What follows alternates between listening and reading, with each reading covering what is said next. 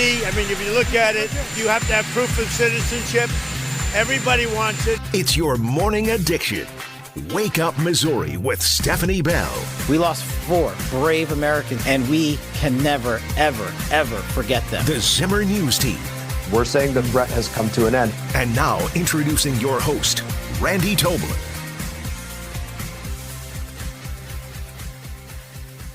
Potentially, and I emphasize the word potentially, a key development. They were found not too far from Nancy Guthrie's home, about 1.5 miles, as we understand it, as investigators went through the roadways there and the shrubbery just off of those roadways. Now, those gloves do resemble the ones being worn by whomever was breaking into Nancy Guthrie's home on that doorbell camera on the morning of Sunday, February the 1st. But well, there's more reporting with another possible break in the Guthrie case as it's captivated the nation's attention. Jonathan Hunt from Fox News reporting that they found gloves 1.5 miles away. Was OJ behind this? That's what we're all thinking. If the glove don't fit, you must have quit. So they're grasping at straws, I think, in this investigation at this stage of the game, aren't they? That's John Marsh. I'm Randy Tobler, Drake Whitman on board, and Jen Bukowski here in for Stephanie this morning as well. Now, she'll be here in a sec. Now, I got to tell you, how many times have you maybe been walking down the side of a road or bicycling or just noticing debris on the road? I know I have seen stuff like gloves and a T-shirt and a hat or a stocking cap. You see stuff that people wear on the side of the road. Now, this, I don't know if this was like on the shoulder or if it was somewhere out in a cactus field, but boy, you're right, 1.5 miles away. Now, the other thing is they think this is a timber something. I forget the second word. Walmart backpack that he had on. They've identified a TMZ. Had somehow figured out that it was some kind of a Walmart back. How they can do that from the pictures, I don't know. But maybe you have such a backpack, Drake. Do you have such a backpack?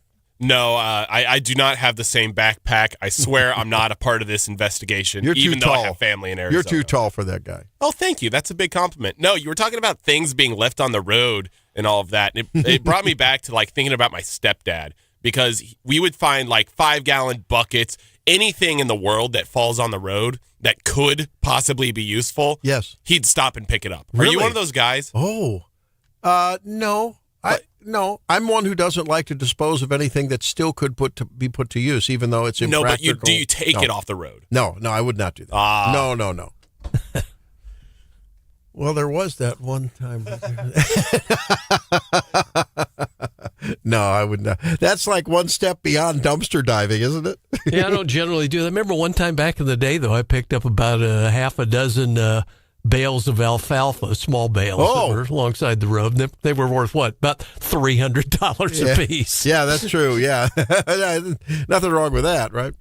But this case, the longer that it goes on, the less confidence I have that it will be solved. I mean, I at this point have very little confidence that it'll be solved successfully from the perspective of the Guthrie family. I put a lot of stock in the retired FBI guys they bring in to be their experts, and boy, to a man, none of them are too hopeful anything positive is going to come out of this.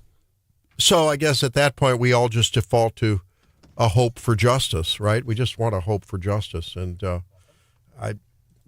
gosh darn, what it's like to be that family. I just can't imagine what it is like to be that family with not only the uncertainty of not knowing the fate, having a good idea of the fate of your fragile mom, but now maybe some dwindling hope that the darn case will ever be solved. I mean, after all, it's funny. You hear the confidence of the people involved, the investigators, the retired FBI people, the forensic people, the detectives, and they're like, this is going to be solved. Not a problem. It's going to happen. I'm not worried. Well, wait a minute.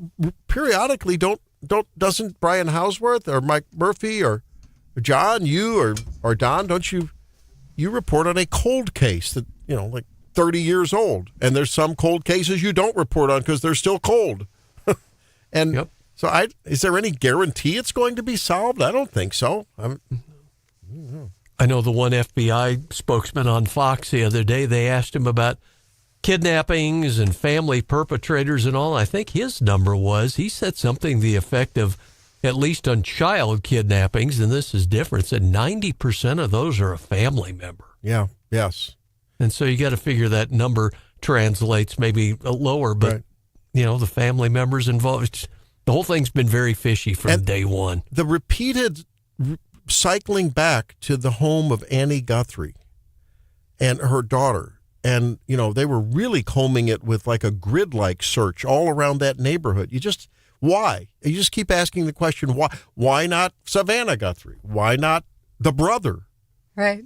Well, she was that evening before she was taken, she was there at Annie Guthrie's home with her son-in-law, Masato.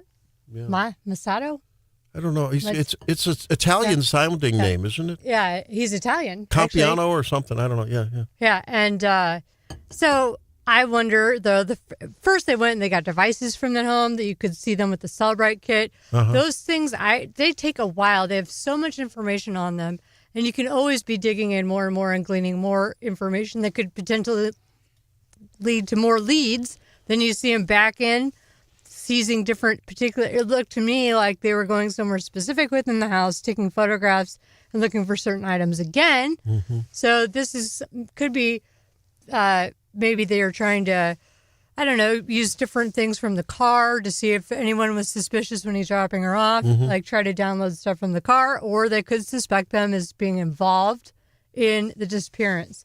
Or they could be just trying to rule people out, confirm alibis. Yes, they didn't go anywhere. Your cars say that they hadn't been used. Your devices indicate you're back in your house, those sorts of things. But yeah, as the days move on, there was just, for 5-6 days, I thought we're going to hear any minute now, like that this has been cracked. Well, especially and then I felt that way again when they got the doorbell camera to work. Yeah. Because, someone's going to know who this is, right? Yeah. But now I'm starting to think, you're right, Randy. It could be one of these situations where we never find her. And it could be in particular because she's not still, I hate to say it, not still with us.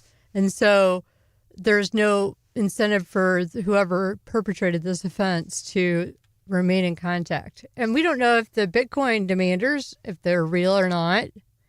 Right. Or if the family's just holding on to any hope that there's a possibility of getting their mom back and they don't want to rule anything out. We don't know, or would you know? I'm not a crypto guy, but would you know who made the $300 deposit in the alleged ransom? I was reading some sources where they said that one thing that they could do is just you don't need to deposit $6 million. You could deposit a small amount, and then that'll immediately give you information About computer forensic information about the location of where the wallet is that checks in on that amount being deposited, because someone's going to get an alert that they're, or maybe get an alert that there's money in there. Once they go look, then there's something you can do to find them. Frankly, I'm surprised there's only been one ransom note. No, there were more than one. Yeah, but allegedly by the same one unique. No, they arrested people that were fake.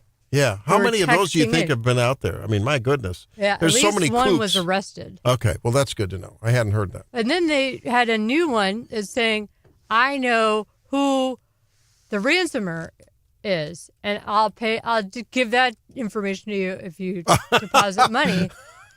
That's so like it's the like, sting. is that another fake one? Now, we have an interesting listener, John, at 573-874-9390, makes an interesting point, and I think he's spot on. There's an elderly man in northeast Missouri. Hannibal police are asking for help in finding a man who's been missing since 2022. Did you hear about this guy, Brian Snyder? No. That guy's been missing for a while. And there could be... there's not... I've been thinking about that as well. The celebrity aspect to this and the mystery aspect to this is what's really fueling the interest of the public. We don't normally see in a case of an elderly person getting kidnapped or murdered, just this nonstop nationwide attention on the case. We have sort of a sick, twisted interest in these kind of things, right? I mean, let's admit it. There's a little bit of our brainstem at action here, I think. I don't know. Yeah, it's that familiar face. You know, I ran into Savannah Guthrie at one time in the bathroom at the 2016 Republican National Convention. It was just me and her in there, and I didn't realize who she was because I don't watch the Today Show. I'm like, oh, did you moderate the debate? You did a great job. She's like, no, I host the Today Show, but I'll take the compliment anyways. And I posted about it. I'm like, sorry, Samantha. And I got corrected. No, it's Savannah. Oh, no. Someone the other day, I heard someone, was it Grace? Or was it someone else that called her Samantha on national TV? So it's an easily made, thing. Yeah. We were in an airport once, and who was the old NBC, an Asian reporter? She was quite prominent. Oh, Connie Chung? Yeah, I think it was Connie Chung. We ended up being on some kind of a transport, one of the shuttles around, and when she was prominent. And, it's sort of fun to see people that are so, when they're all decked out and made up and the hair people have done their thing. It's good to see them in everyday life, like carrying their own bag and sort of looking like they've been traveling too. They're not too happy about it.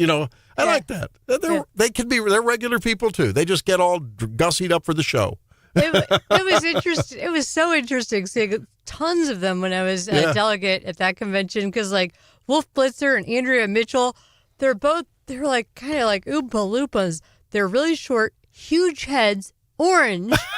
Really? And like Andrea Mitchell, I was looking at her footwear. Enviably, she was wearing tennis shoes. Well, I'm all dressed to the nines because, it's the convention. I got high heels on and it's a long day. And I'm like, okay, so she knows how long these days are. And that was a smart move by her.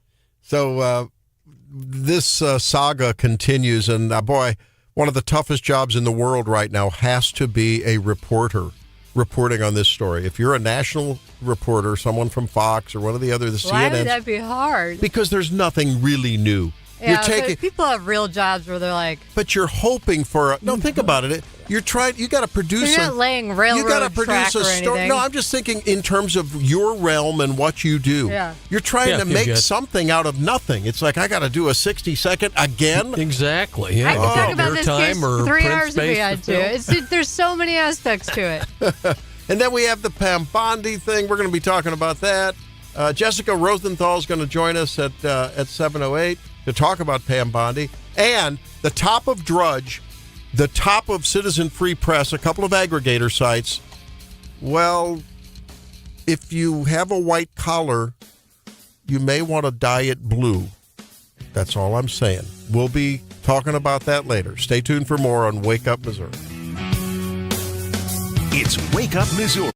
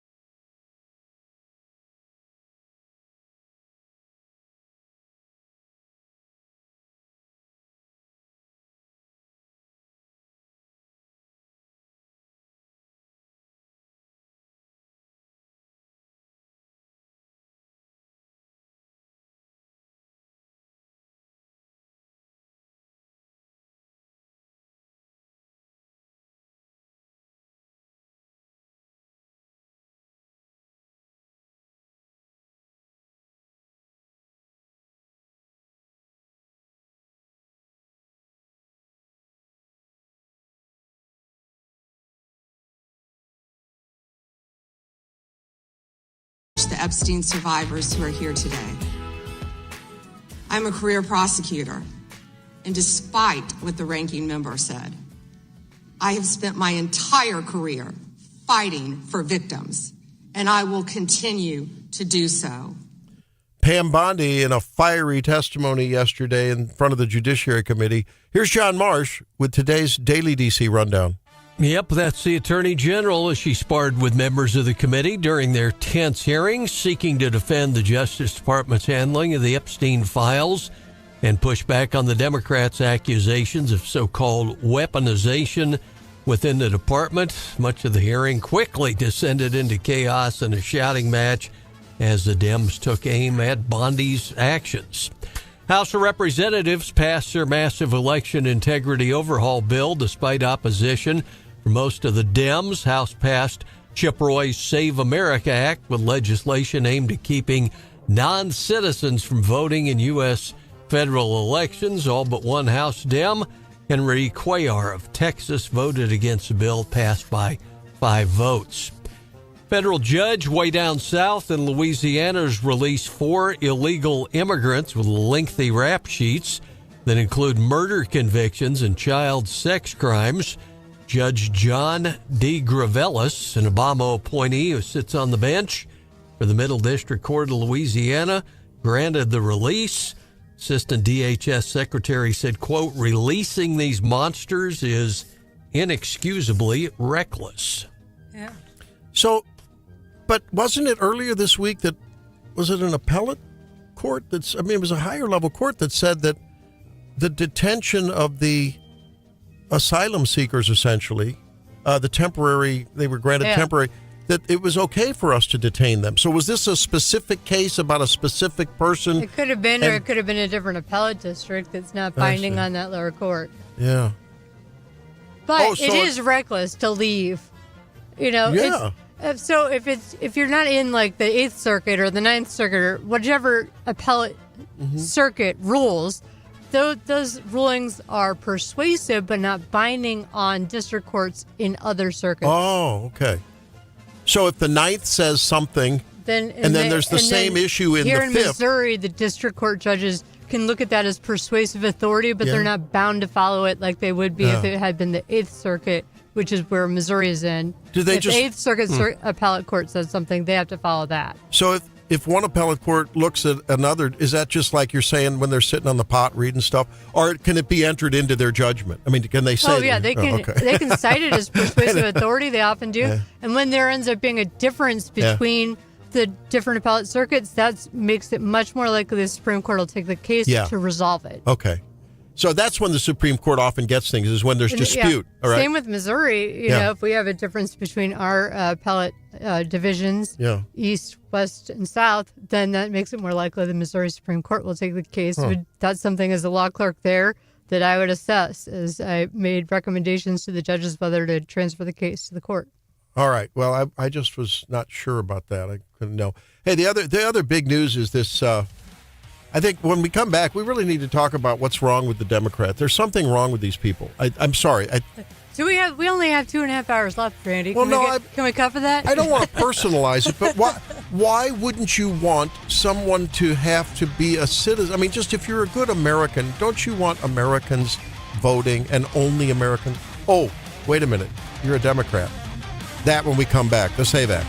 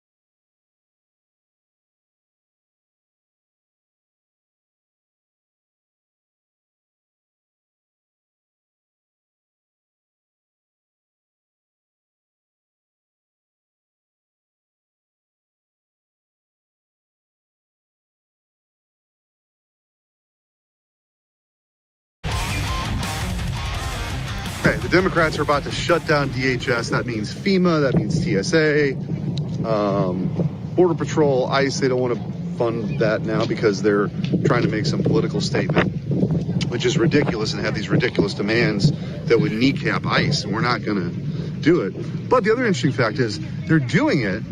They're going to shut it down on Friday, and then they're going to head to Europe and go to Munich and badmouth American foreign policy to Europeans. So it's a joke, but that's what you kind of see here in Washington. Eric Schmidt posting a reel as he's walking, it looks like, down the Capitol there, the little walkway in front of the Capitol. This thing's going to be shut down tomorrow at midnight, right? I mean, at least, FEMA, TSA, potentially, Coast Guard. The thing what's weird and what looks very out of sorts, Jen's in for Stephanie Bell this morning, is if the Democrats' main focus is ICE and the Border Patrol, it's, from what I understand, it's going to be untouched or just barely brushed with this action, right? I mean, they're already funded through the big, beautiful bill through 28, 29. It's not going to touch what they claim is their leverage point here. I don't get it. What? Democrats misleading people about whether or not they're actually doing things drives you crazy. That never happens. Well, I will say I was in D.C. yesterday and I saw a different congressperson doing a walk and talk. Their staff, This is the thing I guess they do to maximize their time as they're walking to a hearing or walking from one place to another, and then their teams put it on the socials. But I think Eric Schmidt, he's one of the first to do it, and he does a really good job. But he brings up that they're heading to Europe and then they're going to badmouth us. I have a big problem with that. Like when Gavin Newsom went, he was to the World Economic Forum in Davos, Switzerland, and was telling all of those world leaders not to listen to Trump and to defy him. It felt treasonous to me. Like I couldn't agree with you more. Treason adjacent. And if these damn Democrats do that in Europe this weekend, I'm going to be livid about it. Well, and frankly, I'm rooting for those freestyle skiers who badmouthed the United States to lose. I hope Italy wins. I'm sorry, I don't want those people winning. Yeah, all they do is they use their platform on the Olympic Games, which is supposed to be about international competition among your colleagues and your peers throughout the world. That was the original intent. That's the way it was done when it was in Greece, And they're going out of their way to say, I don't know, I have mixed feelings about this. We played it the other day. I'll tell you what, they are these stupid journalists are trying to ruin the Olympics. Like, these are young people that have spent the majority of their lives jumping around in snow and being the best in it in the world. They haven't been studying, like, geopolitics, current events, national security. Their opinions are irrelevant, and the only reason to ask them this is to, like, stir up controversy. And cause hate, cause like dissension amongst Americans. And this is one of the few things where Democrats and Republicans, we can come together to root for our country. And we can't even have that once every 4 years or once every 2 years. Well, did you see they had the Ukrainian skeleton? He was a sledder. Had pictures of dead Ukrainian athletes who died in the war. They showed him threw him out of the Olympics. Really? Yeah. Oh boy.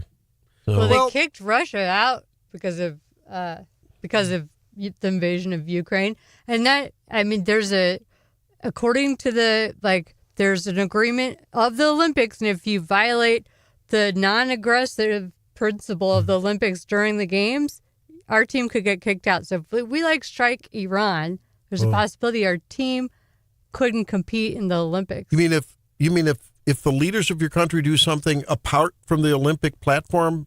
Because that's why Russia isn't there, because of the invasion of Ukraine. And they didn't invade Ukraine until the Beijing Olympics ended. Oh. Yeah, that's right. Russia isn't there. Yeah, it makes it a little bit better for our figure skaters. Yeah. And it makes it, unfortunately, the hockey game is probably going to end up being between the United States and Canada. And the Canadians are so mad at us. Like, we don't think about them that much. They think about us a lot, and they're very mad. So that's not ideal either. Yeah. So we have this showdown between the Democrats on the one side that have drawn a line in the sand. First, it was they want body cams. Okay, they get body cams on ICE and Border Patrol people. Then they said, well, if you're going to wear body cams, you can't keep a database of those who have basically harassed you. They didn't say that. A database of those who are peacefully protesting. Look, do you really believe that an ICE agent or a Border Patrol agent is going to, or anyone around them or anyone in that infrastructure is going to take the footage of a body cam of someone holding a sign on the side of the street peacefully saying, ICE, go home? I don't think they're going to do that. These are the database I hope and I would want them to keep is someone that's throwing a bottle at them. Oh, yeah. Someone that, right? I mean, now, could they potentially misuse that data and take a truly First Amendment, peaceably assembling person? Yes, if that happens, I would be very, very down on that. I could not support that. But someone who is... And do what with it? Like, even if they took a footage of that, they don't have anything on you if you're just exercising your First Amendment. But I want some... And you're out in public doing that, so you don't have a right to privacy. But if someone's spitting on them, if someone is defacing their vehicle, I want that person in a database. That is an assault, much less an assault on an officer, right? They need to track these people to know like who to really keep an eye on when they arrive on the scene. Like the guy that Preddy, who unfortunately got killed, he had been getting more and more. His behaviors have been escalating. And I misspoke. It's not an assault if you kick out the taillight, but it's some kind of, if you vandalize federal property, that's a wrongdoing. I don't know what level it is, but that's something you don't do. Yeah. I mean, that's a sign of escalating behavior and escalating danger towards the safety of the officers. And so if I'm an officer and I have a body cam, I want that known to my community of officers. This person is on our radar. They could be and should be charged with some kind of offense in violation of a statute. Absolutely. What someone needs to ask Chucky Boy Schumer, what problem do you have with that, bud? Or Hakeem Jeffries. I look like I just came out of a thriller movie.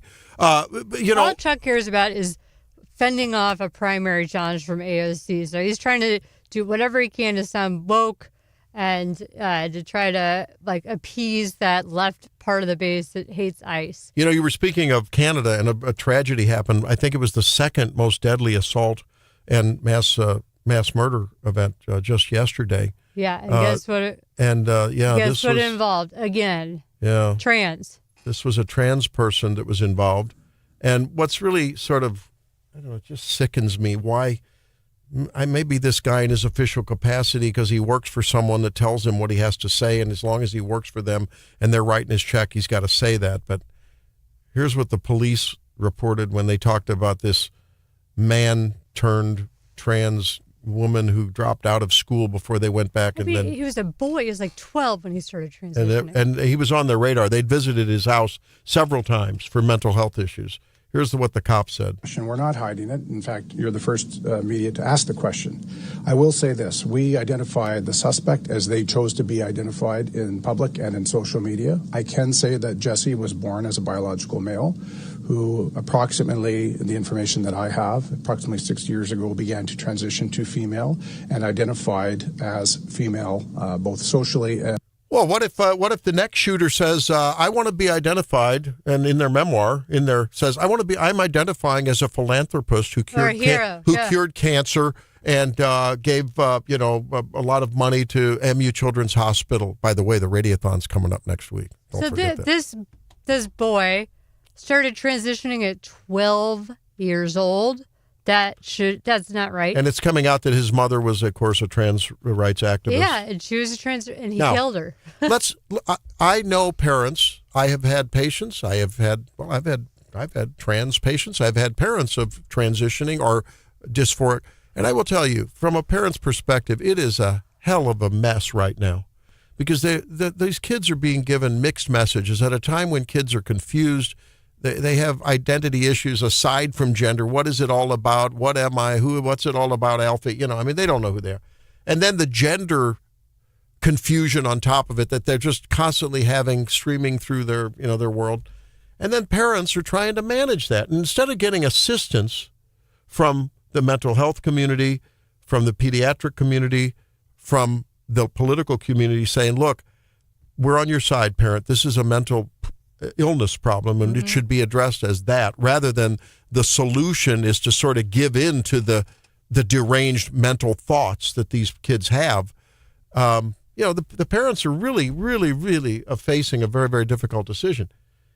And but it's beginning to turn around. It just hasn't turned around enough. Of course, we're talking about now. I was asking the other day one of our guests about the law. Where was it? I saw that law where they're trying to make it a crime if teachers don't report this kind of confusion to parents. Look, if a kid is throwing up violently, or has 101 fever, or is peeing blood, and they tell their teacher, the teacher goes to the nurse says, I'm getting on the phone to the parent. We got a medical issue here. Oh, but if it's I want to transition, would you cut off my breast and give me male hormones? And I'm a girl that wants to become a boy or a boy that wants to. Would you please? Hush. Not going to say anything. Because we know better than the parents. The parents just won't get it because they're not as enlightened as we are because they're stupider than we are. That's how they think of the parents. I thought we were at the point now where mental illness is like a stroke or a heart attack or diabetes or hypertension or rheumatoid arthritis. It's just another illness, and that's where we've progressed, so there's not a stigma around it. People talk about it. It's treated like just any other illness that you might have. But instead, this one's special, though. We're not going to treat this as an illness. This is a kid's proper understanding of their role in the world at age 12. They don't think it's an illness. That's my point. They oppose that. That's my point. And it is. And it is. And just look at the... And if you're that troubled, I mean, we shouldn't be transing the kids. And Randy, as a doctor, I know it's just anecdotal now, but I see case after case after case where it's trans people involved in these mass shootings. And I wonder if there's something going on with the drugs and the hormones that makes it more likely that they commit this kind of violent act. Or is it just a social contagion like transgenderism might be a social contagion? Last time I checked, that one of the differences between male aggression and not as much aggression in females is that little thing with a capital T called testosterone. Yeah. That has a lot to do with aggression. So maybe they should have been given estrogen to this boy. Robin Westman, the Minneapolis school shooter who killed 2 kids, identified as a transgender woman. Audrey Hale, who killed 6 people in Nashville's convent school, was transgender. Alec McKinney, who took part in the Colorado Charter, was born female but identified as male. Transgender male to female murdered 3 and injured 3 others. That's Snasha Mosley in Maryland, Rite Aid warehouse. Charlie Kirk's killer. Yep. Associated with look, that. And I feel sorry for these people. Because they're like, with Charlie Kirk, they're limiting us, they're eradicating us, or are the drugs making them snap? Yeah.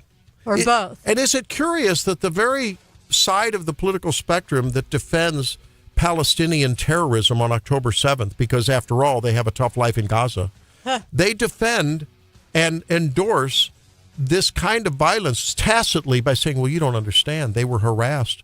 They're abused by society, so they're justified. That's the subliminal speak going on the left. If you would just stop harassing them, this kind of stuff wouldn't happen. Well, you have a point there.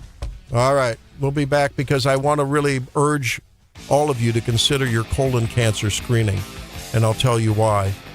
We lost an actor yesterday. Stay tuned. It's Wake Up Missouri.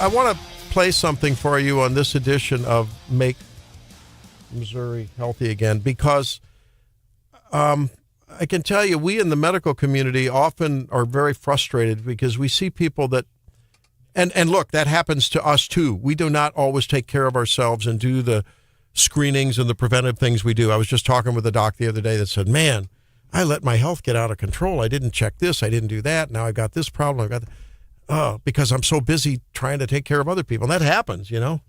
But this guy, I wasn't a Dawson's Creek fan, but this guy, James Vanderbeek, was apparently like a heartthrob star on this show, Dawson's Creek. Mm-hmm.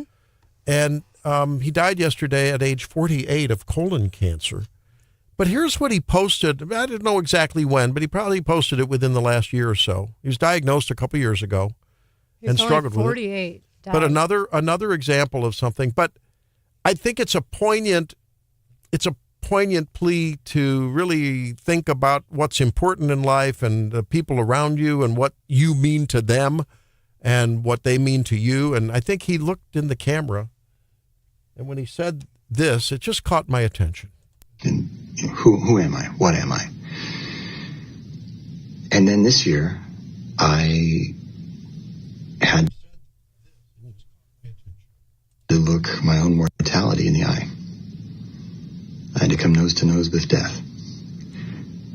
And all of those definitions that I cared so deeply about were stripped from me. I was away for treatment, so I could no longer be a husband that was helpful to my wife. I could no longer be a father who could pick up his kids and put them to bed and be there for them. I could not be a provider because I wasn't working. I couldn't even be a steward of the land because at times I was too weak to prune all the trees during the window that you're supposed to prune them. And so I was faced with the question, if I am just a too skinny, weak guy alone in an apartment with cancer, what am I? And I meditated and the answer came through. I am worthy of God's love. Simply because I exist. And if I'm worthy of God's love, shouldn't I also be worthy of my own? And the same is true for you. So it was a plea to think in that sort of existential way. And it was kind of a legacy post because he's encouraging others to undergo that same experience and understand they're worthy of God's love. So that was kind of a classy parting post, wasn't it? Right. This is a father of 6 young children, only 48 years old, to have already died from colorectal cancer. How fast does that take you out? You're not even supposed to start getting screened until 45. We have seen so many young people of celebrity, and there are young people in this community that have colon cancer. Look, really? If something changes in your bowel habits, if you're 45 and nothing's changed, please get screening so that you don't have to make a post like that. Yeah. Back with Jessica Rosenthal in a minute.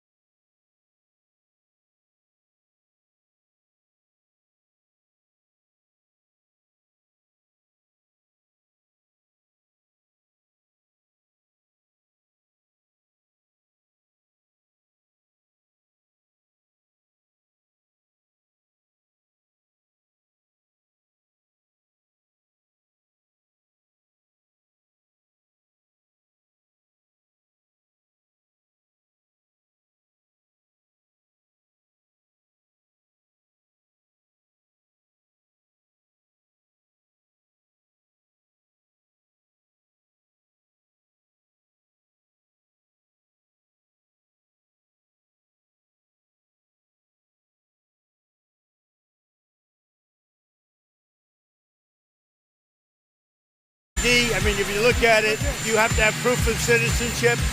Everybody wants it. It's your morning addiction. Wake Up Missouri with Stephanie Bell. We lost 4 brave Americans, and we can never, ever, ever forget them. The Zimmer News Team.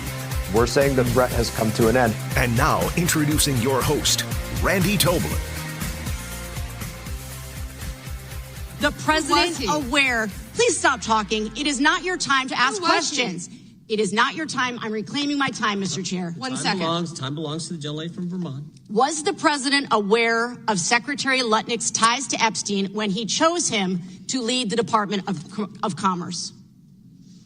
Was he aware? Chris Malin was a Border Patrol agent. Okay, so I'm going to conclude that the president, in fact, did know about his ties because he was the next door neighbor. Shame on you. Oh, for goodness sakes. This is pathetic. This is pathetic, Mr. Chair. Will be in order. I am not asking trick questions here.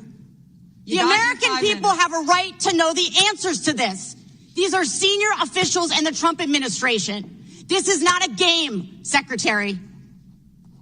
I'm Attorney General. My apologies. I couldn't tell. That was pretty quick-witted of that Democrat. That was a little back and forth, and just one of many where we saw a combative Pam Bondi in front of the Judiciary Committee firing back at Democrats who were getting very personal with her and were criticizing her for her handling of the Epstein files. I think there's room for criticism with the way she initially rolled them out. On the other hand, I think it's fair to say when they're given 30 days to release something with 3 million pages. Yeah, and that's the thing. They're like, well, this was redacted this way and it protected it. Well, they're disclosing stuff that it had redactions in it for various reasons over the years. Different things were redacted for different reasons, That's and right. they were trying to comply within a short time frame. On the other hand, I don't think her star shone nearly as brightly as Bessent did last week or Rubio did the week before during one of these televised hearings. Yeah, why is it that I generally you get starter points, you get a lead from Randy if you push back against grandstanding politicians But you at a have hearing. to be responsive to the question. Right. And she was just asking, and she just starts pulling up, this guy was a Border Patrol agent, or then at another point she's just holding up different photos of different people who had been detained by ICE. And yeah, this is good information to point out, but you do have to play within the rules of the committee to some extent. How about, and I think Rubio, having been a senator, was very skillful at that. Yes. And Bessent seemed to have it figured out, too. Oh, he's great. He was peppering in his little, like, he came with receipts, like Bonnie came with receipts and things to say to each of these people, but she was, Bessent was just able to be more, I guess, in comportment with the rules as he did that. here's Do we see here's the the end of a little prosecutors- spat that started with. Go ahead. I was going to say, do we see prosecutors when they're put in a situation like that where the tables turned or the rules are flipped on them get defensive or not, Jen? Well, you don't often see it, actually, because they usually have all the cards. They had the upper hand, yeah. Yeah, so. Well, here's the end of a thing that started out with Jerry Nadler. I swear this guy must have starred in the original Wizard of Oz, that opening scene. He just looks like one of those people. Like what? Like which groups we all went the representative way. Is he short? I live in the House of Representatives. My name is Jerry Nadler. We welcome you to Congress land. Okay, here it is. We will give you a few more seconds. We will do that. But when you ask a question, the witness gets to answer. You may not like the answer, but she gets to answer. The question was, how many of Epstein... They don't like the answer, Chairman, my time. because it's honest. Reclaiming So he asked a 4-minute question. Restore 45 and seconds, I am Mr. Nadler, going please, to Mr. Chairman. answer. You Here can it let comes. a filibuster all day long, but not on our watch. Not on our time. No way. And I told you about that, Attorney General, before you started. You don't tell me. Yeah, I did tell you because we saw what you did in the Senate. You're a lawyer, not even a lawyer. You don't tell me anything, you washed-up lawyer. That was to Jamie You're not Raskin. even a lawyer. That was to Jamie Raskin, I think, wasn't it? I don't know. It was to someone. Or was it to Nadler? Oh, my God. That was, I don't know. Or was that to Cory Booker? Sounded like Cory Booker. Well, because this was in the house, so I don't know, but my God, that was hilarious. And then it just got better and better all along. She's just amazing. But at the end of the day, there comes a point where she was like, they asked her some questions about the matter at hand. And suddenly she gets into how Donald Trump has the stock market over 50,000, right? That one was taken out of context, though, because the gentleman from Texas ceded his time to her. So technically, when she's bringing that stuff up and they start laughing at her, he had given her his time, so she was able to make a full response about whatever she wanted to talk about at that time. So that was one of the times that she went off script to a different topic where it was, I think, permissible under their rules, but there were other times where she's bringing stuff up that was not responsive to the question she was asked. Yeah, well, they want to do. All the American people need to know this. They are talking about Epstein today. This has been around since the Obama administration. She's right here. This administration released over 3 million pages of documents, over 3 million, and Donald Trump signed that law to release all of those documents. And my he friend is is the most right transparent president in the nation's history. And none of them asked Merrick Garland over the last 4 years one word about Jeffrey Epstein. That's a great point. How ironic is that? You know why? Because Donald Trump, the Dow right now is over. The Dow is over 50,000. Now, that was a bit of a non sequitur, but I think what she should have said is, you know why? Because it's distraction from the great things that are going on. Yeah. Let me tell you. She didn't have a good segue. Right. A radio host would have been able to tie that in a little better because it just seemed odd. But technically, when she said that, it wasn't being non-responsive because the gentleman from Texas, I forget which one, had given her his time to respond however she wanted. Now, but then there's, I sent you now, this. Jennifer, I understood that you were at a local restaurant recently, and just last night, in fact, and didn't you tell me that you ran across maybe a distant a relative of Pam Bondi? She was your server, right? And you took a little video of her. Here it is. Greetings. Hi. What are your specials? Well, it's funny. Since my time as waitress, I have completed more orders than... What are the specials? Excuse me. I'm going to answer the question when I'm good and ready. Your theatrics are ridiculous. Okay, the market price fish might be up, but the Dow is down. Oh, you can't read the menu because of redactions? How about you apologize for coming in here with a party of 11? Ma'am, can I get a refill on water? Did you drink the water I already gave you? Yeah, but I want... So you admit that I already gave you water?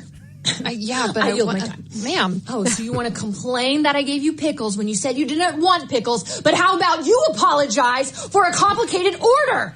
I have yet to hear an apology from you. Yeah, so Jennifer ran across Pam Bondi's sister. Apparently, she's a waitress here in Columbia. Yeah, it's amazing. I don't usually laugh as much when they're making fun of our people, but that was pretty funny. That was a good one. You gotta admit that was pretty funny. And in the video, the gal has the blonde hair, and the whole deal. Wig, and she's flipping it around, and the theatrical. She has the theatrical flair of Pam Bondi. Think about Pam was performing for the president the whole time yesterday. Yeah, that's true.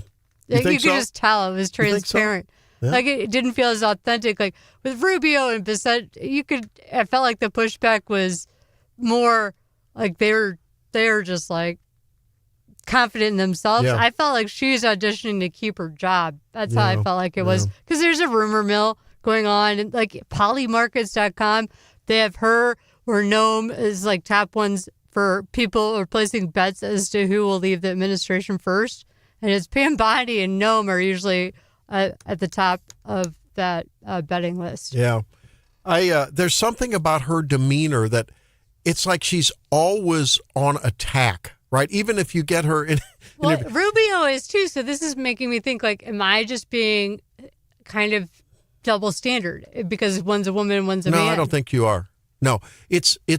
I think she tends to steer off script a little bit more than the other guys do. And it's sort of her... I agree, John. She has this repetitive way of nodding her head from the beginning of her answer.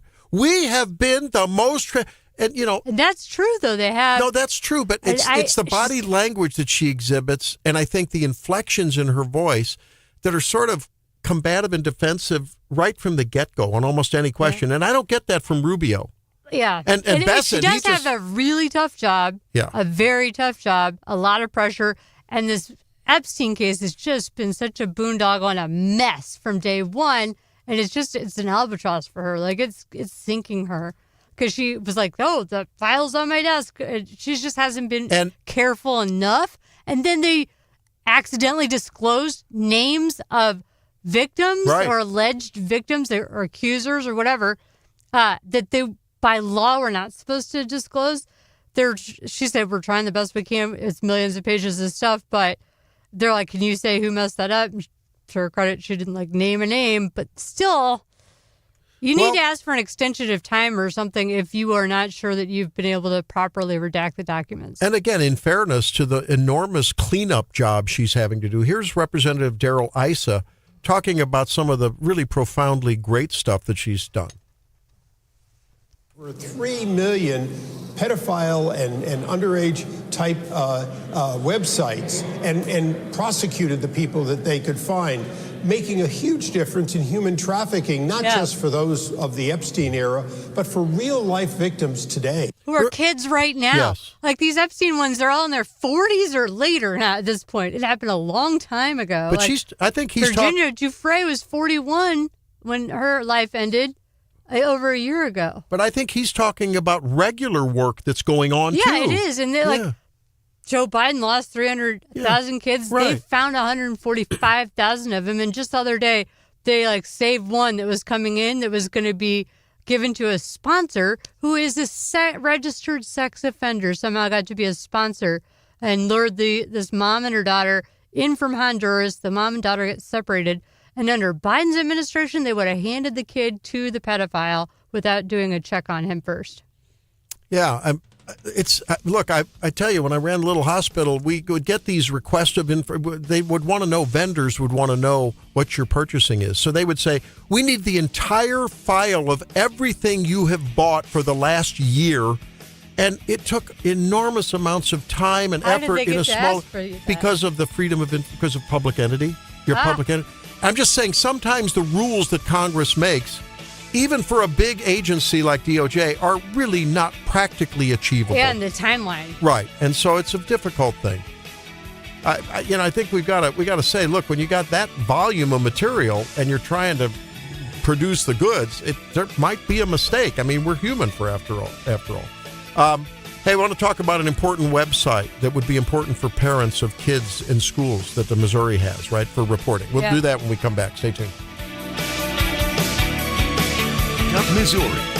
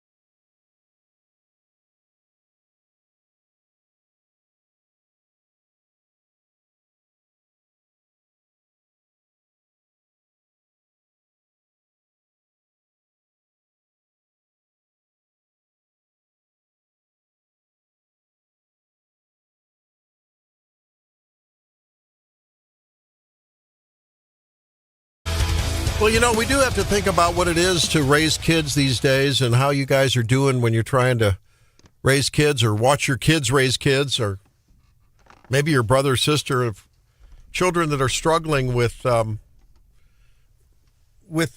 realities of the cyber world, right? And that can be tough. And there's other person-to-person interactions that go on, like trafficking and, abuse and so forth. I wasn't aware of a reporting website that you brought my attention to, Jen. Yeah, that's right, Randy. I wasn't aware of this either until my kid's school included it in an email. It's a way for kids or parents, but kids especially, to anonymously report when they see strange behavior. And it's intended to prevent things like school shootings. And because there's such pressure among kids, like you don't want to tell, but if you see something, it's Courage to Report Missouri. We should probably put that on the Wake Up Missouri Facebook page, just so that people know about this, because I pay attention to things like this, and I didn't know. Maybe it was in a prior email that I missed. I don't know. But I think it's good to encourage. You can text in confidentially to a number or call, or you can report online anonymously if you see strange behavior. Someone's like maybe doing something that indicates that they might be bringing a gun to school, something like that. You can make that tip and then stay confidential with it. And I think that is a useful tool and a useful option for kids that might be afraid to say something to a teacher, because then there could be retribution if their fellow students find out that they snitched or told on them. Yeah, I wish that the website was had a little more friendly URL. But if you just type in Courage to Report, that'll take you to this website. And, and you can text the letter C, the number 2, and then the letter R. Right. To 738-477 to receive a link to their anonymous P3 tip form. Or you could just Google. There's a lot about Courage to Report at Missouri, and you'll find it. There's a lot about bullying, and some signs that someone may be bullied is unexplainable injuries, lost or destroyed clothing, frequent headaches or stomach aches, feeling sick or faking illness. If you see a change in a kid's eating habits, skipping meals, binge eating on the other hand, so difficulty sleeping, frequent nightmares, sudden change in grade and school performance. But in terms of someone who may be bullying others, if they're getting into fights, if they're increasingly aggressive, sent to the principal's office more frequently, blaming others for their problems. Oh, sounds like Congress people. Don't accept responsibility for their actions. Or if you see social media posts suggesting violence or harm to others at school, you overhear plans about a fight or bringing weapons, or you know that someone has brought dangerous items to school, or someone's totally acting withdrawn out of character, extremely angry, and acting out in ways that suggest distress, you can report this stuff anonymously and maybe prevent a tragedy. Also, of course, you should report anytime your kids should report. These are things your kids should be doing. Anyone who's attempting to access school grounds without authorization, that needs to be brought to the attention, and that can be anonymously reported. Yeah. So it's it's good that there's an option there for kids to do that. So that's cool. When we come back, let's catch up on anything new in the Guthrie story, and we're going to have to talk about something else that's a little painful, but we'll do it ahead of Valentine's Day. Has America been fair to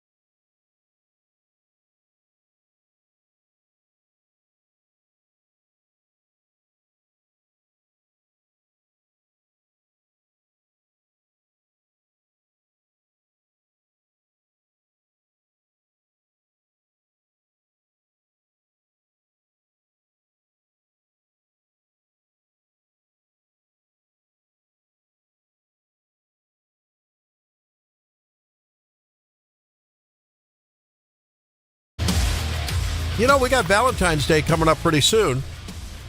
Just a couple of days from now. John, are you all prepared for your betrothed? Is everything good for your much better half, John? Are you prepared for Valentine's Day? I mean, everything ready? Always. Would you? I mean, she's not listening. Would you like to share any secrets for the guys out there that are panicking? Any secrets from, the years of that last-minute rush? And I'm sure you've made it now into a not last-minute rush. That's right. Never believe when they say, "Oh, I don't need anything for Valentine's Day," because you will end up ruining your decision. Yeah. Girls like flowers. Girls like chocolate-covered strawberries or just a little something. It doesn't have to be anything big, but don't just blow it off. That's my advice. Happy wife, happy life. Acknowledge it. A little romance never hurt you. And it could lead to a nice weekend for you. If you do observe the holiday in some way, it could end up, being a nice weekend for you. I'm just going to put that out there. Could be a romantic situation involved there. Well, wait a minute. We had this discussion. There could be some benefits in it for you guys, acknowledge the holiday. Helly and I had this discussion. Focus on her, right? We had this discussion because she said, now Saturday, I want you and I to cook together, and you can do, what do you want to make? How do you... that would be like me saying, honey, I'd like you to come and let's look into some of the molecular genetics behind why this cancer thing is really rising. Randy, and she'd go like, well, that's your lane. I don't want to do, but it would make me happy if you would like to do that with. I'm going to cook with my wife, who's a culinary she wants expert. To spend time with you. You can peel some potatoes. You can wash some dishes. You could chop up some vegetables. I told her There's I'd grill the steak. plenty that you could do under her supervision. I can grill the steak. There you go. There you go. So grill the steak. But that's not special. I do that anyway. Put a couple potatoes in the oven. She just wants you to participate in the meal prep. It's like... If that's what she's asking for, listen. I'm just putting that out. You maybe should listen. That'd be like me. Stephanie's out today. Look at Jen. Stephanie makes herself up on air. Jen's doing it here. Jennifer Bukowski. That'd be like you saying, have a lot in common, if we were partners, it'd be like you saying, hey, I'd like to show you how you can make your face look better. I'm like, I don't want to know about that. You're the expert in it. You do that. That's not analogous at all. Well, that's Food something. prep, you already just said you know how to make steaks. But that's not something special. That's what I would do almost any day if I had a steak. I think it's telling over the years that since the mid-1960s, they have always positioned the Super Bowl before Valentine's Day, so not to have any excuses after the fact. Well, honey, I got to watch the game. Yeah. But not next year. Next year, it's on Valentine's Day. That's right. Are you serious? Drake, isn't it? Yeah, it's on Valentine's Day next year. So I object to that. That's... I mean, it's the big game. I mean, Valentine's Day is a fake holiday. I mean, the Super Bowl takes precedence. Valentine's Day is just... So they're combining the two events for February? I don't like that at Chocolate fondue with your Doritos. There you go. Now, There I've you go. always heard, though, Jennifer, you talked about the flowers and the chocolates, but I've always heard that if you want to appear lovely and show love, it would be a random act of flowers and chocolates on a non-Valentine's Day that really has impact, right? Just out of the clear blue. That's True? impactful. Do True? both. That's what I Oh, so you need both. But don't just skip Valentine's. Have you priced a dozen roses, Jennifer Bukowski? If you do both, you have to sell the house. You could do... You have to put the house on the block. Put carnations are pretty, too.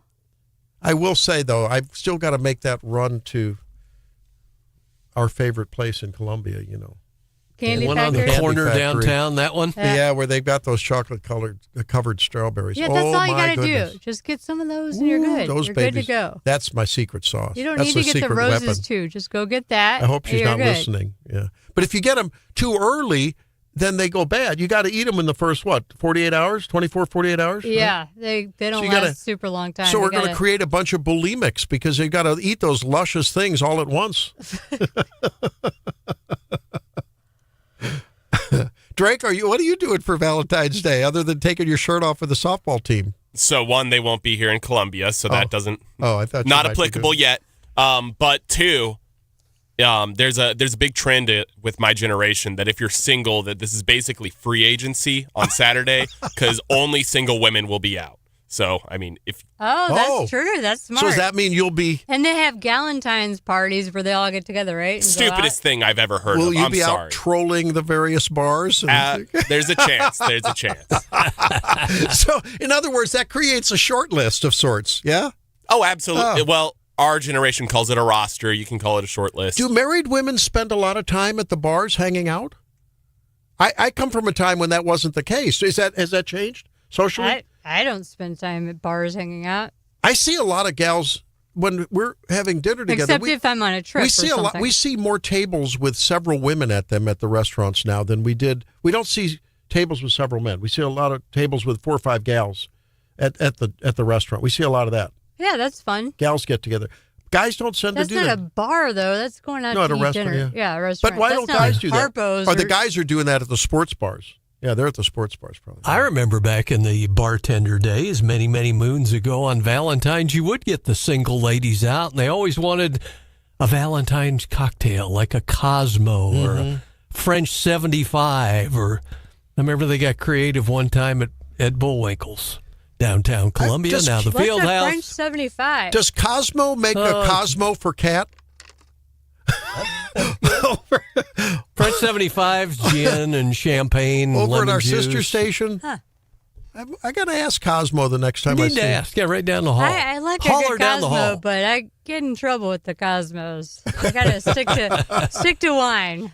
Where was the Cosmo made famous on TV? Was that Sex in the City? Yeah. Yeah. Sex in the City. So on a sort of a sour note regarding relationships, and it's not really a Valentine's Day thing, but there seems to be a trend of children and parents becoming estranged. Have I've you been seen talking that? about this for years. I talked about it on my show this week. About this 10% past Sunday. According to the Wall Street Journal, about 10% of the population is estranged from a parent or child at any given time.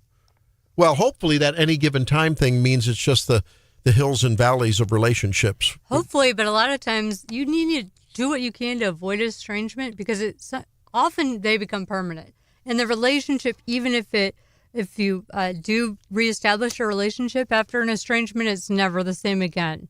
So that's why you see these different advice columns or whatever with the mother-in-law. This is the one I talked about. My son says our visit should be shorter. She doesn't bring up the daughter-in-law the whole letter, but they're visiting from the West Coast. Their grandson's 1 and 4. Yeah. And she's like, I'm so angry because when we're out there, we're helpful and our visits aren't that long. I'm wondering if we should stop visiting altogether. And the advice columnist is like, you're driving your daughter-in-law crazy. I can just tell. You don't even mention her. And my advice is, at that stage, yeah, moms are young and stressed out. They'll get better. Just keep your mouth shut. Be helpful. But don't be peppering in your comments about how you should be parenting or something like that because you don't want to cause an estrangement. Advice It's from Jennifer happening a lot. Bukowski on Wake Up Missouri. Why? Who usually, according to this article, who usually initiates the estrangement? The adult child. The adult children To are doing protect it their all mental health. the To protect. time. However, what typically initiates the estrangement? I said the adult. Why is it happening? What's the why behind the separation? Many reasons. Political differences. Huge. 15 years ago, you didn't care if your kid married a TDS. Democrat or Republican as long as they loved each other. And you can avoid those type by just having an agreement not to talk politics. Family is more important than your politics. You're not going to convince each other to vote for Trump or to not vote for Trump. Everyone's got their mind made up on that. You don't need to bring it up at a family gathering. But it was Charles Krauthammer, the wise and sage Charles Krauthammer, rest his soul, who said politics is sovereign. Everything, baseball. We talk about politics in the SEC and Mizzou, and politics dominates everything. And so if you take that out of the discussions with people with whom you should be able to have those discussions, you shouldn't. Then what is there to talk about? And it's going to cause. What are you going to talk about? Oh, the weather's turning bad next week. Oh, yeah. Why Hey, don't the you play grass is growing games? green. We have all kinds of fun party games you can play. It's a good time.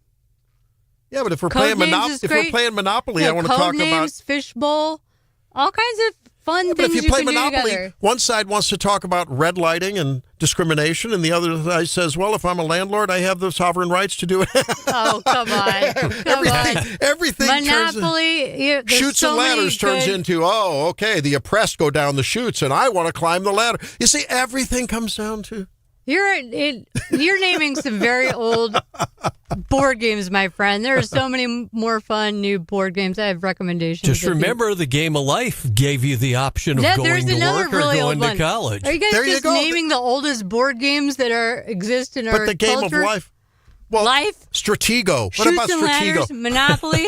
Risk. Battleship. Risk, yeah. All these things were like out when I was but recently, baby. okay, so a daughter-in-law brought one of these where you sort of like, you talk about each other's, so this person, I don't know, it's like one of these basically in open, what everyone knows about everyone else's idiosyncrasies, and they all say like, oh yeah, I know he's a little bit spectrum, oh they're a little bit this, yeah, they're a little bit, well then that's what the game was about. And we all had fun about it at that time.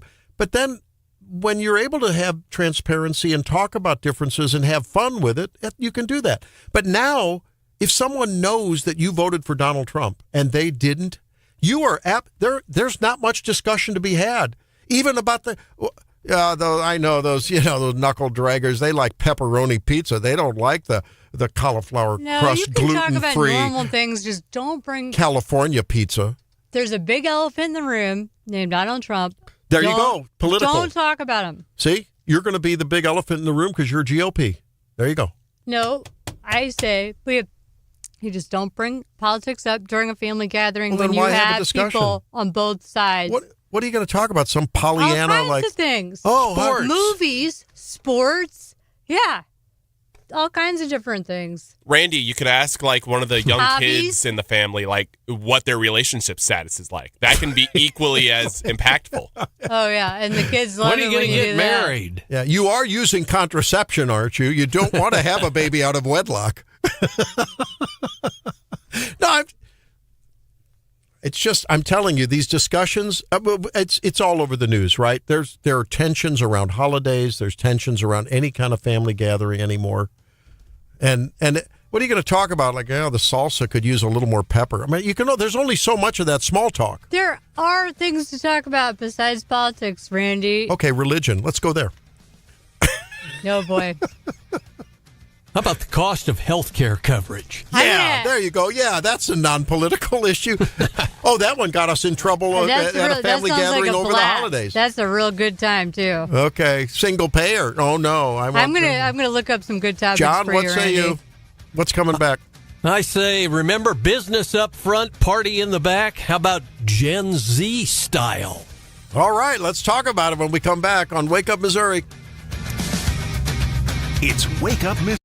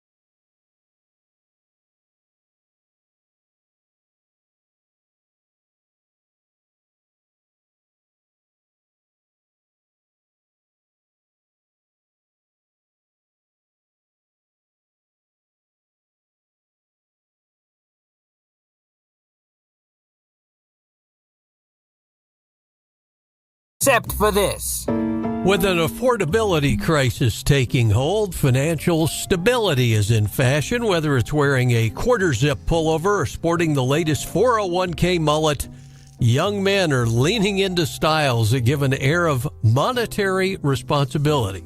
According to Vogue, the 401k mullet's a real thing, catching on, more or less a grown-up, less shaggy version from the 80s. Unlike the previous iterations, they say the 401k haircut is very contained.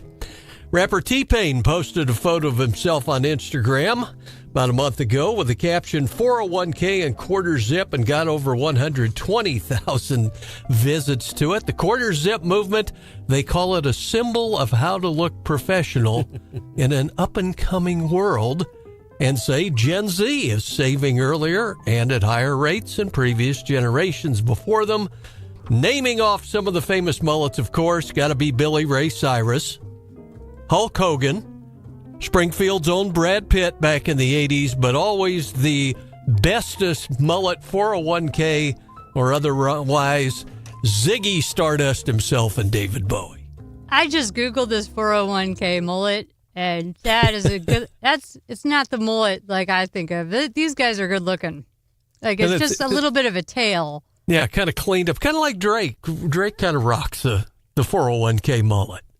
Yeah, I like it. I don't like mullets on guys generally, but this one, that's a good looking hairstyle. And I agree about those quarter zips. I like that people are dressing up a little more. I asked my hairstylist to give me that look, and she laughed and ran out of the room. Well, you need to go to the wig shop for that look, Randy. She said vacant business up front, party in the back. She said there is not a tip big enough, irrespective of taxes, for me to try to do that. Well, that's because you need to go to the wig store if you want to have the No, I'm not 401k mullet. How about the spray hair they used to sell in the can on late night TV? Oh, Topic. Yeah. I think TOPIK, isn't that the name? Yeah, spray hair. Spray it and forget it. Spray on hair? Oh, yeah, it was like silly string sort of in a can. Oh, yeah. Come on, guys. You know about it. You could get those plugs like Joe Biden, but I think those are painful and very expensive. Oh, yeah. I don't know. Well, I guess if women can... How about a toupee? If women can wear extensions, maybe men can... Here it is, Topic. Yeah, see, TOPPIK. There you go. Full hair instantly. Hair building fibers. That's for when it's starting to thin, right? Like, I don't know if you could build it on. I think it's to be a foundation. Yeah, there if to you have build this upon. little flesh-colored yarmulke, then you can probably, as you're starting to bald. It's funny when I see guys that are like they're worried about it. They're just beginning to have a little recession. I'm like, don't tell me about it. Forget about it. Don't talk to me, buddy. Hi, it's Billy Mays here for Topic. Or maybe Ron Popeil, right? Yeah, maybe you should just use that spray-on rubber stuff then. That would stick there and stay on forever. There you go. Yeah. What's Same that stuff called? you spray inside your truck bed. Yeah, right. Do some Linex. Yeah, I'd like the Linex on liner. Oh, Drake, enjoy your hair while you have it, man. Oh, I am. It's good. It's good. Oh, so Once Upon a Time in Hollywood. I don't know if you saw that movie, but Brad Pitt's in it. He's playing a stuntman, and it's anyway. One scene, he takes off a hairpiece.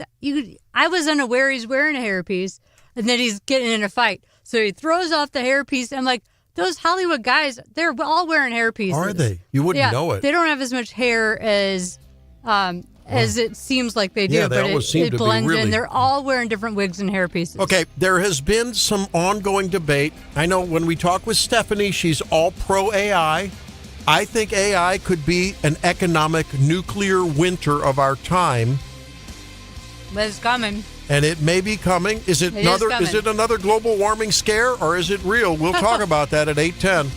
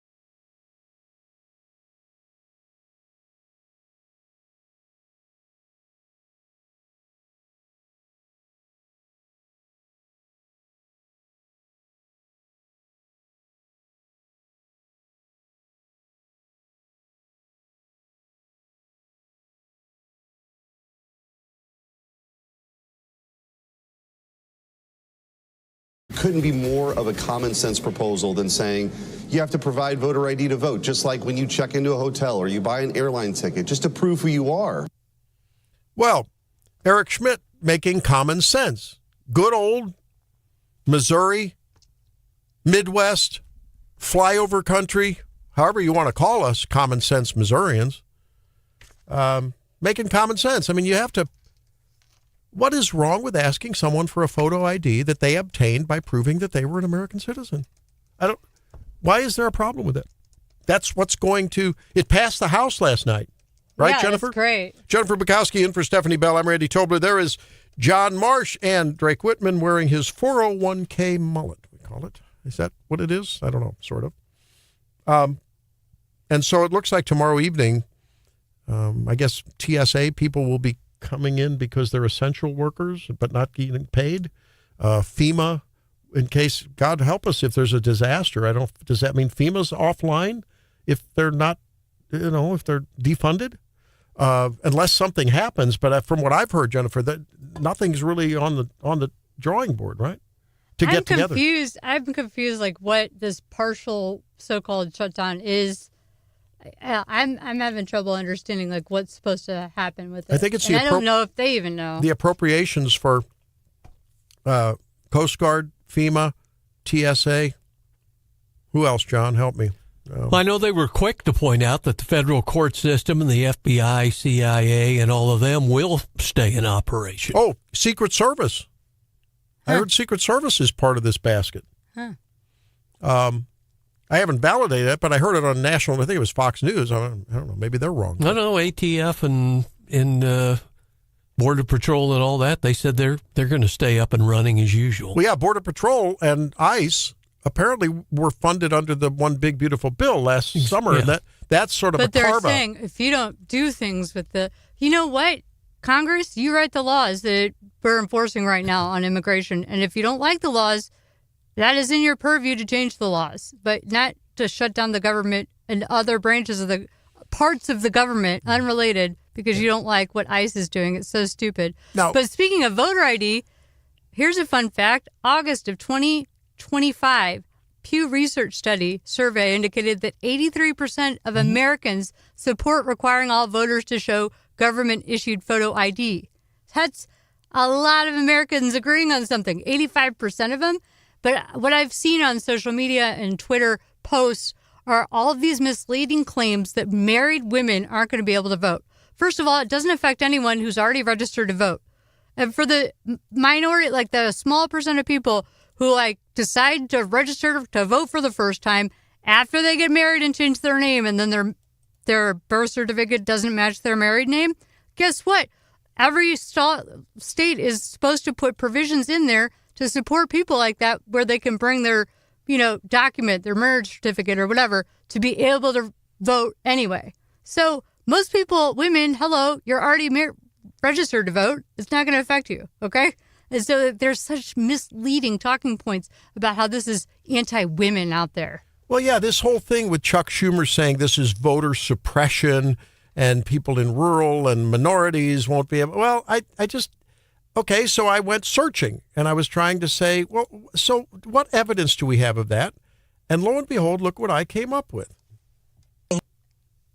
Yeah, the majority of black people support voter ID. to buy liquor. You need an ID to buy cigarettes. I don't know any black person without an ID. Even the poorest of the poor black people have an ID. JJ down the street that dig in the trash can that I pass by, and he always bothering me about a little bit of money. And when I feeling a little giving, I give him $5. Guess what he do? He go straight into the liquor store and go buy him some liquor. But before he do, he present his ID. So even the homeless man got an ID. Black people, y'all can keep letting these liberals play in y'all face, but Malcolm X warned y'all about these people. They're using you. This is about getting illegal migrants to vote. They don't have an ID, so they don't want any questions whenever they walk in there. They are the Democratic Party new voting base. They are the new slave. I would like to buy this woman a plane ticket and a hotel room and the Uber to go visit Chuck Schumer and Hakeem Jeffries' office.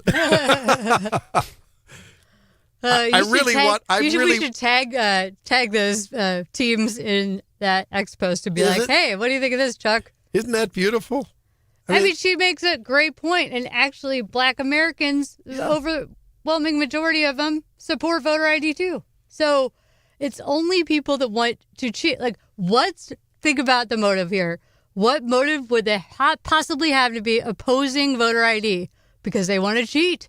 That's why. Or, and this may get me in trouble, I don't want anyone out there, well, if you want to, 573-874-9390, to accuse me of elitism, but I maintain that if you're not committed enough to find your vote an important function of being a citizen of this country, however you want to define commitment, I define it as having some awareness of what the heck's going around you. Because you were at a gathering with me and we talked about culture and politics. Then if you're not interested, informed in some way, I frankly don't care if I'm sort of happy if you don't want to take the trouble to go and register and get a voter ID, right? I mean, I was kind of surprised at some of the debate on Capitol Hill surrounding the photo voter ID on the federal level didn't swing back to the arguments the opponents made about real ID, about privacy concerns and surveillance concerns and all that. Mm-hmm. That didn't even come up on Capitol Hill. I was surprised. Isn't that funny how, some of the very staunch first principles, originalists will say, wait a minute, this is like a show me the papers thing. What are you Republican conservatives doing about show me the papers? Well, okay, we've got a system where, yes, you have a vote and everyone now agrees that you can vote. And wouldn't everyone also agree, if you're an originalist, that you should be an American and you should be a citizen before you can vote? Well, not everyone agrees. In some jurisdictions, in California and others, you can vote in city and municipal elections, right? Without being a citizen. Yeah. So not everyone agrees, but we can't talk about it. We just can talk about the if you don't care enough about the place you moved to become a citizen there, why should you get to vote? Yeah. By the way, if you're just joining us, we were talking about discussions around the dinner table and gatherings and what is off limits and what isn't. Well, the politics is one thing, but the culture, you can't even have a discussion about. I didn't ever say you can't have a discussion about culture. Hey. But if you're bringing up culture like abortions are evil, no one should, and you know that you've got pro-life people there, that's the same thing as bringing up politics. You can't even talk about do you think it's appropriate for people to wear jeans with holes in them to work? No, that's fine to talk about. If you wear a quarter zip with it, yes. And if you have a 401k mullet. That's all these things are fine. Do we like the mullet? But what do we think of this fashion trend? But you cannot take that with the natural progression that's going to go into, but what about the work ethic of younger generations versus others? It's a work-life balance thing. And the next thing you know, you're down the rabbit hole. And you're just a judgmental old boomer. And you got Steph wound up about low IQs. Oh, wow, yeah. I don't want to go there. I'm not going to speak for Steph, if you can talk about that. Now, people are accusing me because we talked about Topic, the hairspray in a can. One texter said Randy rattled that off as though he's used it. No, I have not. I have not touched this stuff. Never, ever, ever, ever would I touch this stuff because it's so artificial. You got to be authentic. It's about being authentic, right, Jen? Guess what? Here's a little. I'm wearing makeup. I got Botox. I can't make any claims. Here's a little infomercial. Someone else do it for you. Mm-hmm. I'm going to do mine right now. Ron Popeil. I'm going to use. This is dark brown or silver black. Silver black. I want to look younger. This is like the set it and forget it. Remember Pocket Fisherman? I want dark brown, ladies. Look, he's got a little bit of a balding spot in the back. Here we go. He's the point here is he's got his spray. Now his was called Formula Number 9, I think. You all see I better check. Good looking hair. GLH, Formula Number 9. Oh, he barely even has a bald spot. Okay. Here he goes. Let me put this on. Look, this was before look at that. You're about 3 inches away from the scalp, aren't you? And it's like spraying black paint on your. Well, when you only have a little wash it thin out spot right in the in front of back you so and you you can tint see your how it skin. looks after we use the hair cleanser, okay? Okay. We let that dry. I'm going to use my You know what that reminds me about? The commercial they're running now with the guys with the bags under their eyes and that plasticky stuff you could put on there. Yeah.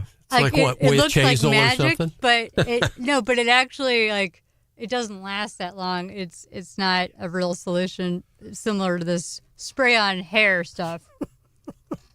Which Hey, you Ron have to have a Popeil, lot of the hair to guy who make brought that you the work. Vegomatic. Vegomatic, yeah. And wasn't he the guy that really came up with the original sort of a toaster oven on steroids, right? Remember, set it and forget it? Remember? You put the thing I know in. he had a rotisserie. The rotisserie, oven. that's right. Is It was that a the one? rotisserie, yeah. Showtime rotisserie. Yeah, set it. We're dating ourselves, Tobler. What was it called? Showtime rotisserie. Well, then, yeah. Then there was the George You Foreman. could make a rotisserie chicken every night at your house. I remember the George Foreman grill. You remember? Yeah, there you go. Remember the Popeil Pocket Fisherman? Sure. This little stubby thing. It sort of looked like one of these Zippo lighters that you light your candles with. You know. I got you one that a whole lot of Ron Popeil product that a whole lot of radio people got their start on. Yeah. Mr. Microphone. Oh, that's right, Mr. Microphone. Yeah. And how about the little? I don't think it was the Popeil one, but I actually bought one because there were emergency moments sometimes when I wouldn't be able to go home overnight because I was up waiting for a delivery or whatever. And so you'd get up one morning and you wouldn't be back home till the next day. And, I'd find a rip in my clothes or something happen, take off the little pocket sewing machine. Remember that? I could never get that thing to work. Oh, here's another one. The one that was the buttoneer. Remember buttoneer?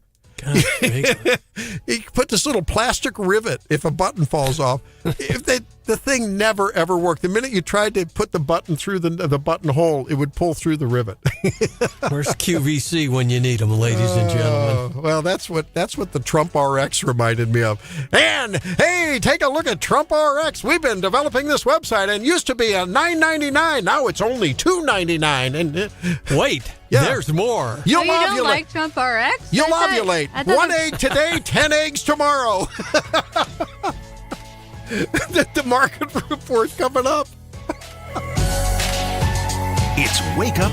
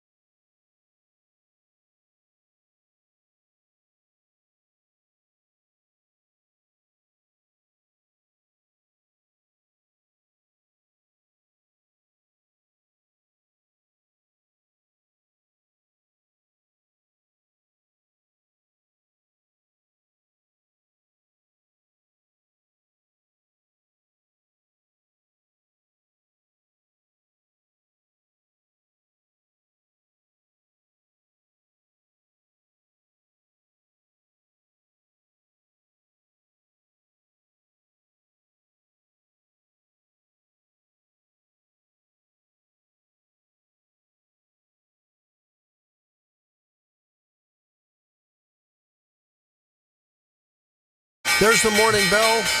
Jennifer, after a successful jobs report yesterday, what's it going on today? Well, here's your quick market update for February 12th, 2026. Wall Street is showing resilience amid strong economic data. The S&P 500 closed at 6,964, which is up 0.47%. The NASDAQ composite gained 0.9%. And the Dow Jones Industrial Average touched an all-time high for the third straight session. Globally, shares are mostly higher, with Japan's Nikkei and South Korea's Kospi hitting fresh new records. Bitcoin, meanwhile, has slipped 1.73%. Now you can get a Bitcoin at a bargain, $67,536. On the business front, there's asset manager Nuveen snapping up a UK rival in a $13.5 billion deal. You brought up the January blockbuster U.S. jobs report, adding 130,000 new positions, far above forecasts, which is bolstering expectations for higher Treasury yields, but also fueling market optimism. That's the overall snapshot. Although we did bring up AI, I don't know if we discussed it, but we didn't. We're going to. There's an impactful article that everything's going to change. Yeah, we said we were going to. We got sidetracked. We're going to do that at 8:35 because there's a chilling article. Well, I guess it's an X post by a guy who is in the thick of the AI boom, and I mean he's got some very just it's I'm telling you, it's like a Paul Revere moment. It's going to change everything. It's a Paul Revere moment. You're right. Yeah, the futures are up. What, about 0.25% all across the board? Oil, stabilizing. And $4. Anheuser-Busch InBev came in a little higher than predictions, so maybe they had a good holiday quarter.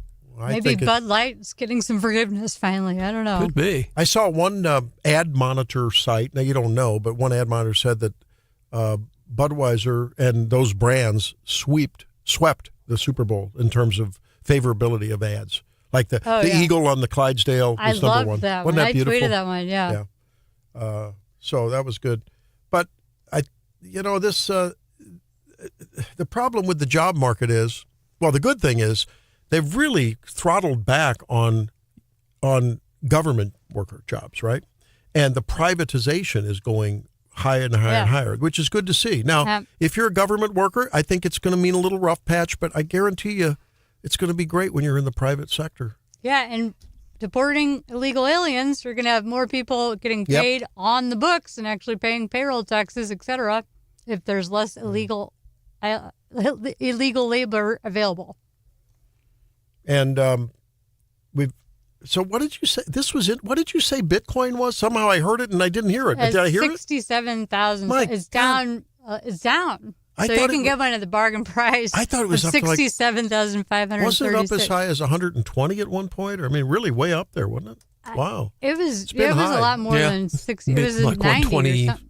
126, yeah. Wow, that's crazy. Meanwhile, I mean, what's happening to the gold market? That gold market was going crazy. I mean, how could anyone afford to buy anything gold for their love on Valentine's Day? Not even a little coworker tiny. who had $100 silver in his collection. Wow.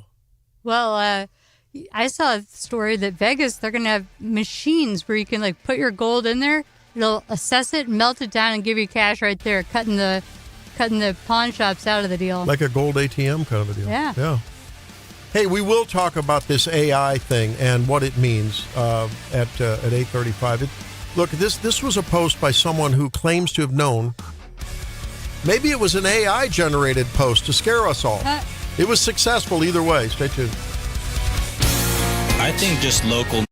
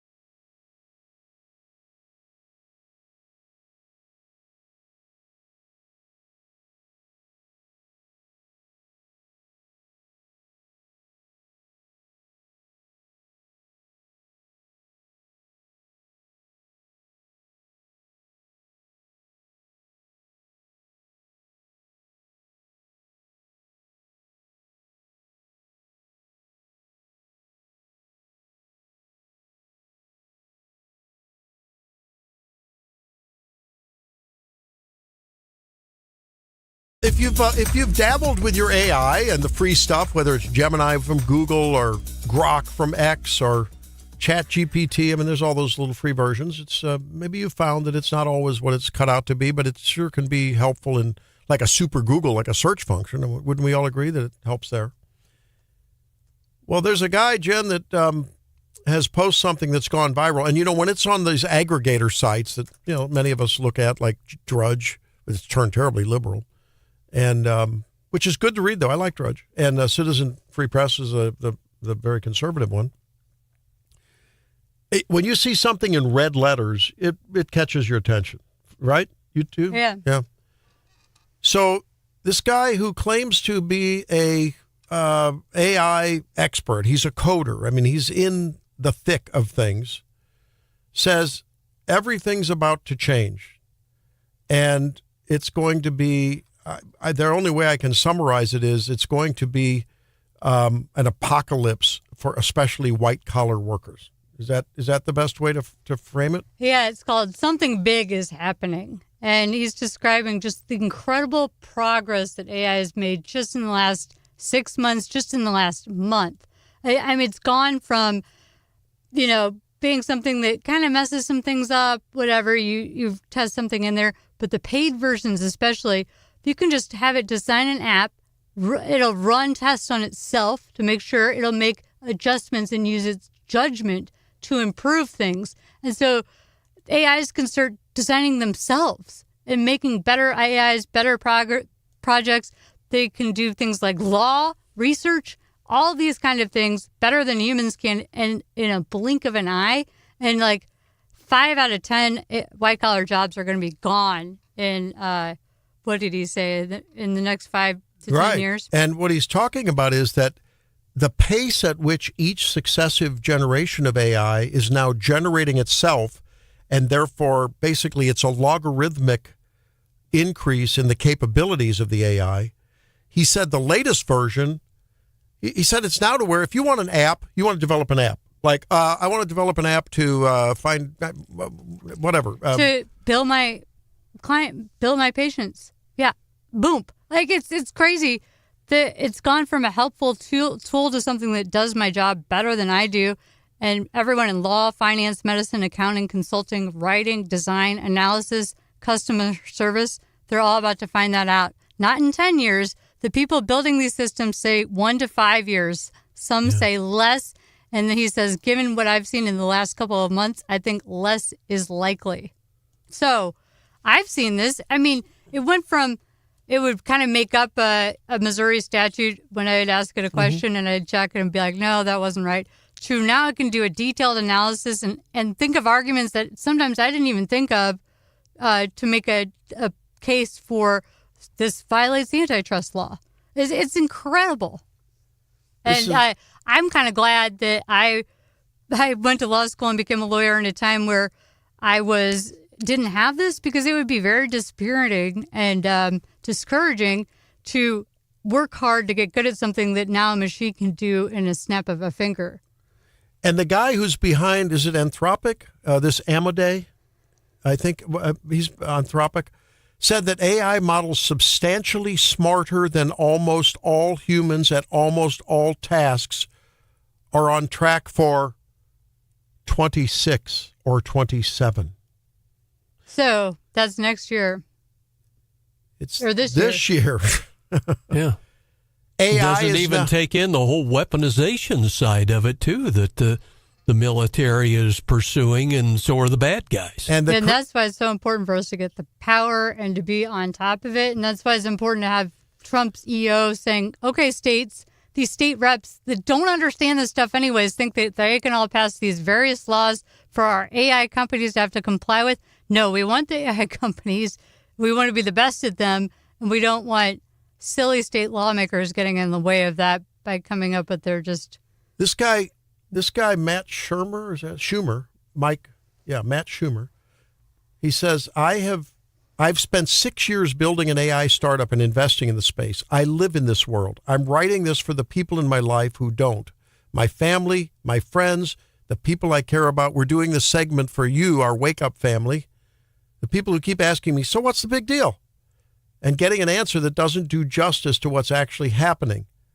I keep giving them the polite version. What he's saying, the practical advice he's giving, be careful about incurring debt, especially if you're in a field that doesn't require personal presence. This is why the vocational, I said it earlier, if you got a white collar, you may want to dye it blue and see if you can get on at Lynn Tech. And he also implies that sooner or later some of those jobs are going to be done by robots. You know, Mr. Robot comes to your house and starts working on your plumbing, you know. But that's probably No, the robots are coming too, which is going to be great for, like, you know, women I can't carry heavy things up and down the stairs sometimes. It would be great to have a robot that could do that for me. He said just a week ago, 2 major AI labs released new models on the same day. GPT 5.3 Codex from OpenAI and Opus 4.6 from Anthropic. They're the makers of Claude. Now, so what he said was this 5.3 OpenAI Codex, GPT, is the first one that has pretty much completely built itself. So once you have an autonomous AI infrastructure, is it a short leap and a jump to say, whoa, wait a minute, that means can they then figure out a way to hack into the mainframe at the Pentagon? So that's on the apocalyptic side. Yeah.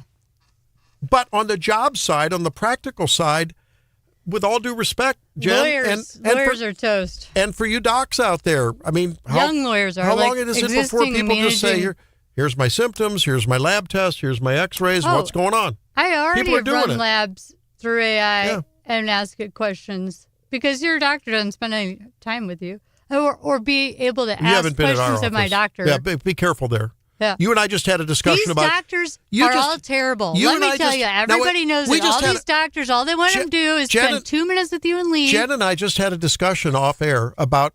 I maintain that women are better at multitasking, and she says, well, that's not true. I know some men are. So if there's 80% of a group that has a characteristic and 20% doesn't, that doesn't make the 20% wrong. I didn't say that. I said in general... women are better at multitasking. Meanwhile, AI is 110% better at multitasking. No kidding, John. Way to call that back.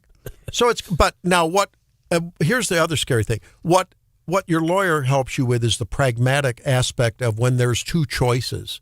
So far, ChatGPT or whatever, they may be able to say, well, the data says, Mr. Pointy-eared Spock GPT. But human emotions and what's important to people, their priorities are different. I think about hormones and breast cancer in women. Yeah, there may be a little increased risk of breast cancer, but the data suggests that if you take the right hormones at the right time, it actually, notwithstanding that increased risk of breast cancer over time, longevity and quality of life is actually better. And if you ask Grok about that, it'll explain all that. But I don't know if it'll explain. I have to check that out. The point is, you then have to have a discussion with a human being to say, hey, what's important to you? Now, unless you can have that discussion with them. Grok. Yeah. Well, and we've already heard about romances, AI romances, right? Where people have those. They have their companion. They have that's not, when I use AI, I'm not asking it to talk to me like you are my boyfriend. Well, you can set that up, but most people aren't doing that. Drake? Yes.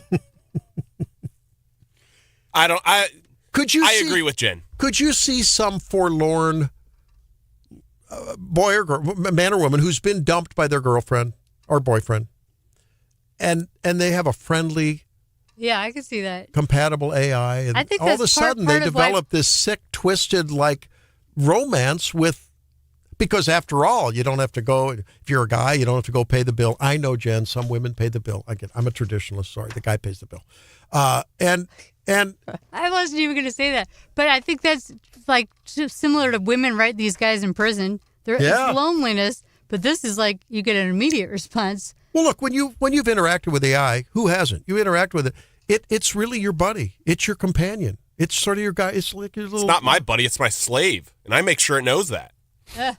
Well, you're going to be first on the wall, and when on the uprising there, Drake. Be careful. Be nice to the robots. This guy says last week, future new models, overlords. He said everything feels different. He said, these models made me feel as though they actually had judgment, that They had do, yeah. that they had a taste, that they had a preference. And he's talking about the paid models. Yeah. Like the other ones are farther behind. What happens if the paid models become eugenic and they decide that we should only have people with an IQ above such and such because that's the only people that are important to these smart AI people? I mean, I'm just telling you. Yeah, we got to be ready to hit. There's a lot of unplug. hazards. My mind can go down some pathways that could go with these people. If you really think about some glass half empty way of looking at this could be dangerous. Yeah, but you might want to go rewatch the old Will Smith movie, I, Robot. Remember that one from the early 2000s where the robots take over? Well, what the author recommends is that you don't just like stick your head in the sand, that you embrace AI and start using it because it's happening whether you like it or not. And it can help you in a ton of different ways. I use it for all kinds of stuff. I can tell you on the medical side, it's counterproductive. Someone that has an arthritis because they were a football player or, they ran, in track and now they have knee pain and they're 55. It's like, well, rheumatoid arthritis, lupus, no, that's gout. Google, Randy. I No, think Google, people that Google stuff come I've up with offbeat things. I've tried it out. It gives you all of the complete list. And yes, we go through those things. Are you using the paid version?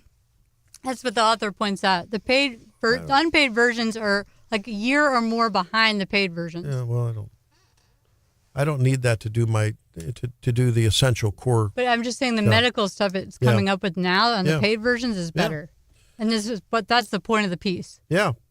So what are we going to do? Freelance writers? He goes through the whole gambit of things. All these people saying learn to code to the truck drivers, they were wrong. Legal work. He lists legal work, financial analysis, writing and content, software engineering, medical analysis, customer service. I've called some local businesses where I swear I was talking to someone. I mean, it's just amazing. And I know it's AI. That's all good. And that could be good. But I think when you have such a powerful tool that has capabilities to manipulate and inform you in now its own autonomous way, don't tell me that there's not some downside risk there from a civilization, societal standpoint. Coming soon to a morning show near you, it's Robot Randy. You don't know what you're going to get. Will it be AI or Randy and Jen tomorrow? Steph's out for a few days, so Jen's in again tomorrow. We're looking forward to that. We'll wrap it up with some leftovers when we come back. Maybe we'll be real. Maybe we'll be AI. It's Wake